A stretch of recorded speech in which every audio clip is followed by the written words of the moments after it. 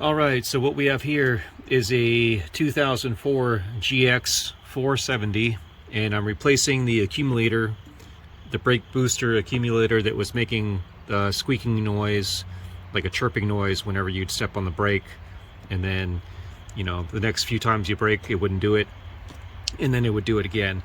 So they say that that is because of a bad one of these. This is a brand new one I got off Amazon, and it was made for a GX470. Label came off there. I had to cobble together a tool that looks like this with some just real quick with some nasty welds. I didn't even get the zinc off when I welded this. Basically 2 pins, okay, a washer to distribute the load, a 1/2-inch nut, so that I could use a socket and an extension there. It could be done a lot cleaner, okay? I just threw this together real quick. All right, I didn't even prep it, so it looks like trash, looks like utter trash, but it's fine. What you can do is, if you can get a large washer like this and measure out the holes in the new one,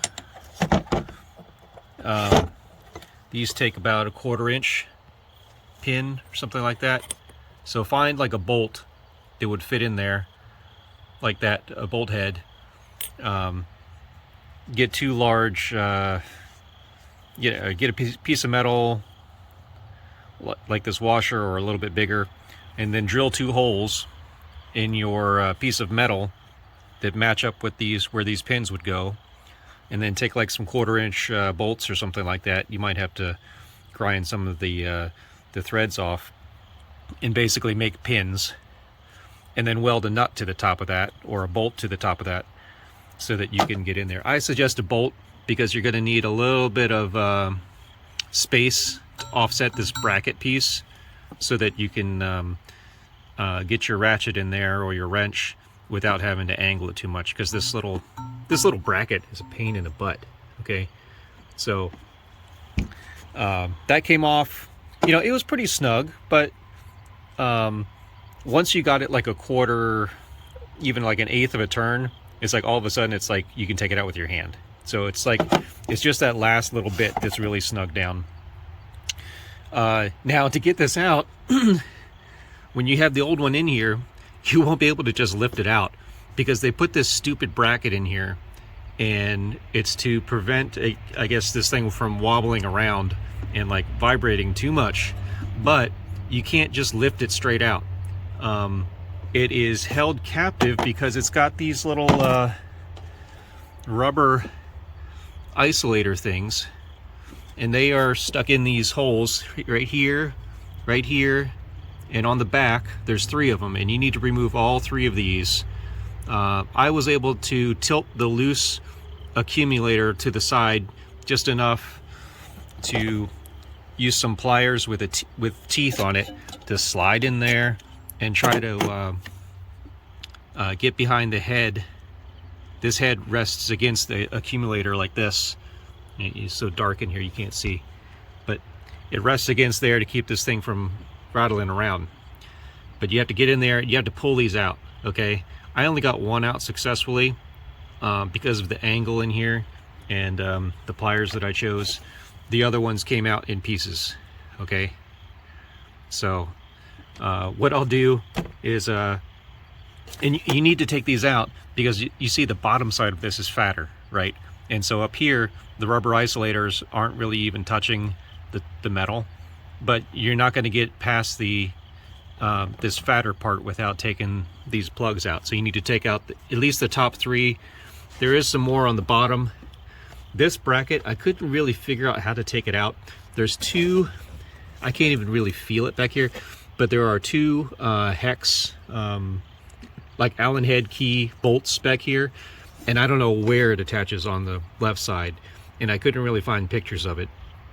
But somebody on a I Hate Mud forum said that you could do this on, it was not a GX, it was some other type of something that was like this car, and they're like, yeah, you got to take out the rubber isolators and to make it slip by. It's like, oh, okay. So I decided to just sacrifice these little rubber guys and then I was able to wiggle it out. Now it still wasn't like you just lift it straight out. Like you still got to kind of wiggle it to get it out, and to get it back in, you're also going to have to wiggle the new one back in. It will fit past here, but it's so tight. That's why this, you know, that's why this sticker was messed up, because you're wiggling it back in.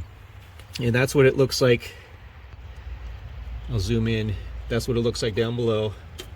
So make sure you didn't get any trash down there, or any bits of the rubber down there.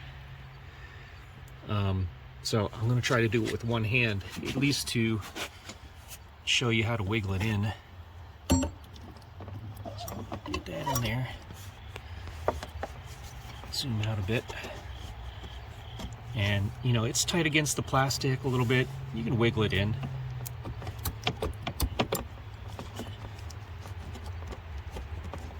Okay.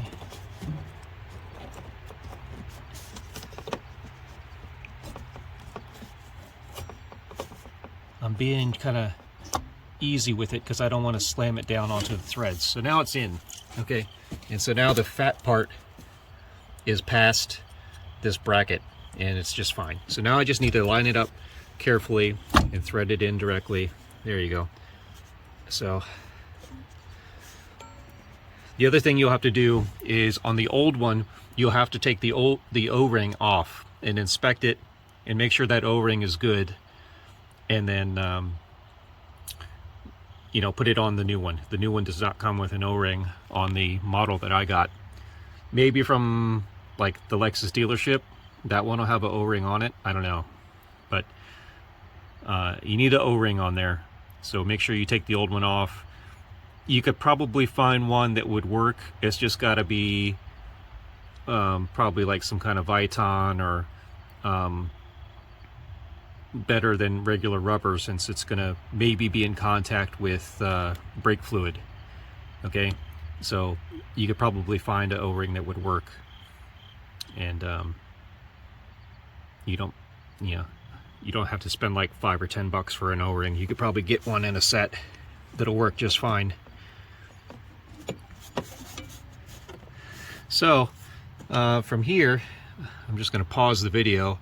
I'm going to use both hands to, you know, from down here I can feel the threads still, and so I'm going to try to guide it in as smoothly as I can. I don't know if you can cross thread these things, but the threads are very fine, and I'm just going to, you know, this was like a $150, $175 part, something like that. So I'm going to just try to be careful with it, and I'll show you when I'm done. All right, so I was able to get, let's see if I can angle that just right on the engine cover. I was able to get like one thread in, and it's fine, and it was very smooth. So now I'm just going to show you. You can just kind of turn it by hand. I still have my other hand kind of underneath the bottom here, just kind of guiding it, make sure it's nice and smooth going in, just reassuring. You know, there's quite a bit of turns because it's a fine thread, and you're going in like a ½ an inch or so.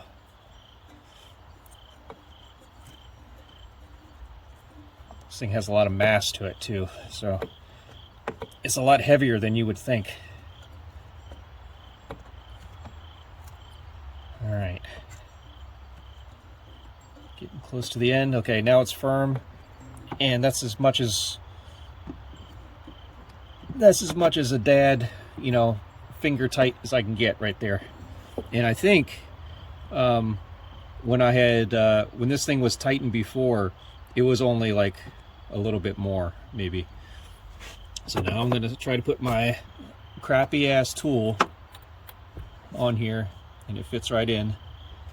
It fits better in this one than in the old one. Okay. And then, sorry about that. All right, so I got this now.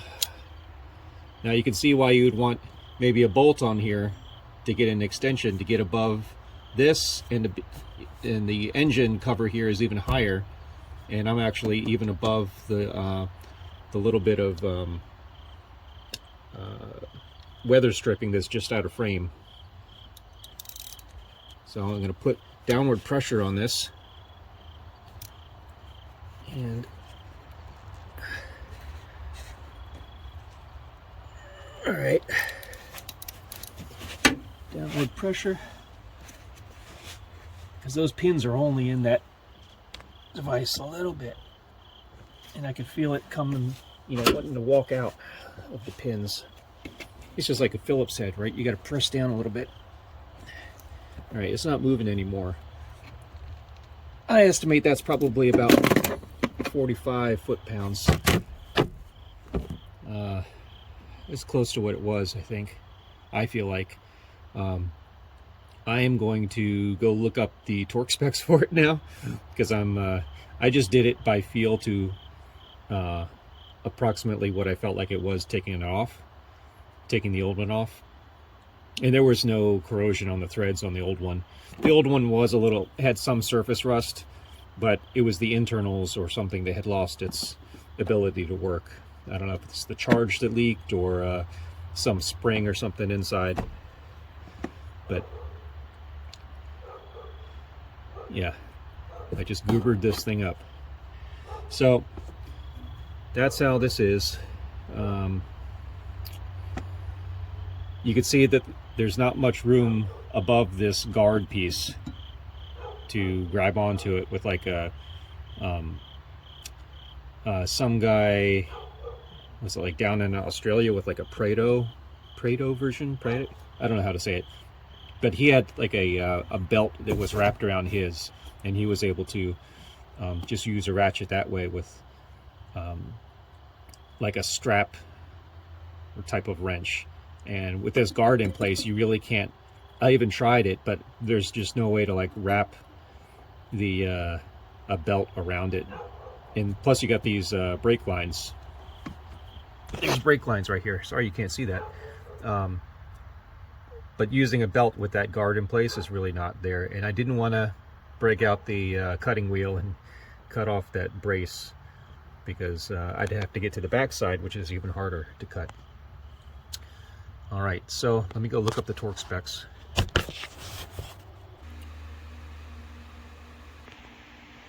All right, so I looked up the one for a 4Runner, which has almost the same identical, I think it's the actual same part, and the assembly looks nearly identical.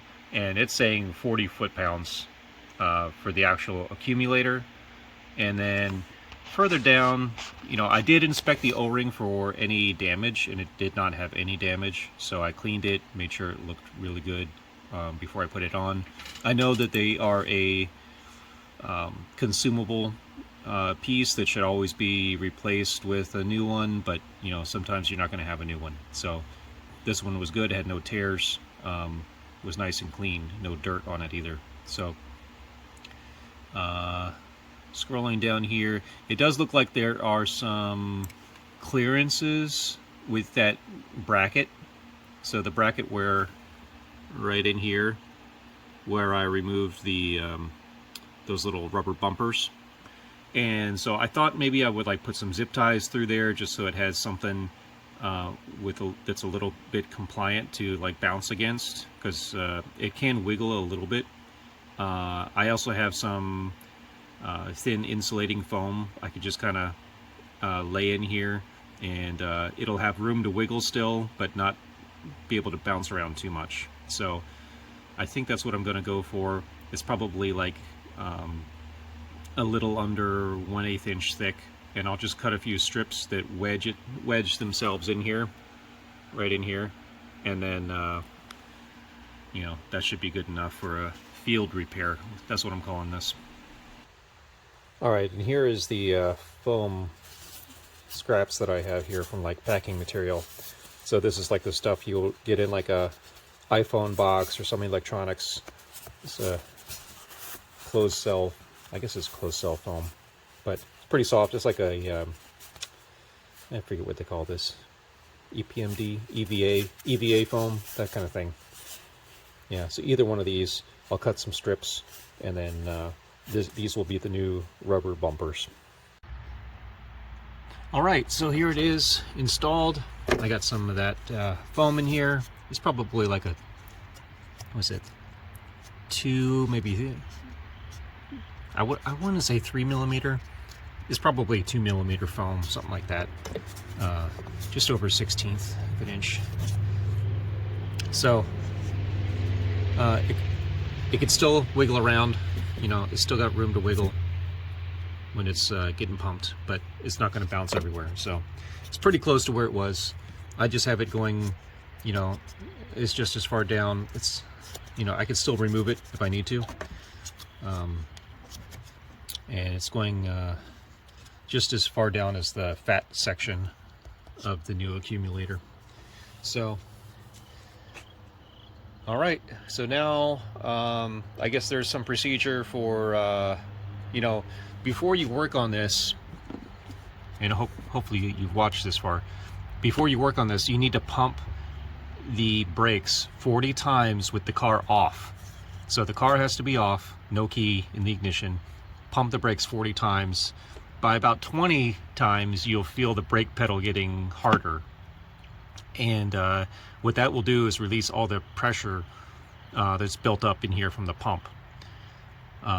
Now the backside of this has nitrogen installed to like 2000 psi, but that's not what you're worried about. That's not going to spray out or anything. What you're worried about is the brake fluid having some built-up pressure against that, you know, the nitrogen. I don't know if it's like a balloon or piston or whatever's inside here. So anyway, yeah, press that brake 40 times, then go about removing this, okay? Now I looked in the official 4Runner instructions, and it says you can like remove the 2 bolts over here and then remove, you know, I guess like 1 hex nut or something, and take this whole bracket off. But I think they expect you to do that with like the whole unit taken out of the car. There's not that much room to get back in here with like a hex key and get the bolt in, and it would be just as hard getting it back out. So more than willing to sacrifice these little bits and then just use a piece of foam in there. Okay, this car is like 21 years old, and it's not always going to be a space shuttle. Some of it's going to be a little bit hot rodded together. Okay, so what I did so far is I looked up in the instructions. I didn't see anything about how to like a restart procedure. So I think I'm just going to start the engine up and start hitting the brakes and let the motor, the pump motor down there, start filling up the accumulator. And I did go ahead and mark where my fluid level is right now, and I'm guessing some of that fluid's going to go up into the accumulator body. So one other thing to note is that when I took the old accumulator off after I had pumped it the 40 times, the tip of the threads was wet with brake fluid, but there was no, you know, no brake fluid squirted out or leaked anywhere. So there's no drips coming down here from where I took the accumulator out. It's pretty clean as far as working around a master cylinder can be. If you've ever changed brake lines or you know, taken out a master cylinder before, it can be a pretty messy ordeal, and it's not good for your paint.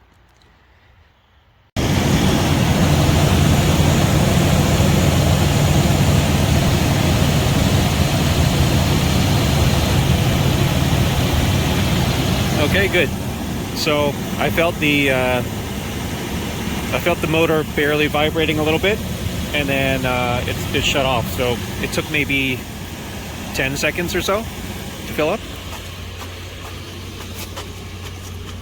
And the best thing is I didn't hear any screeching.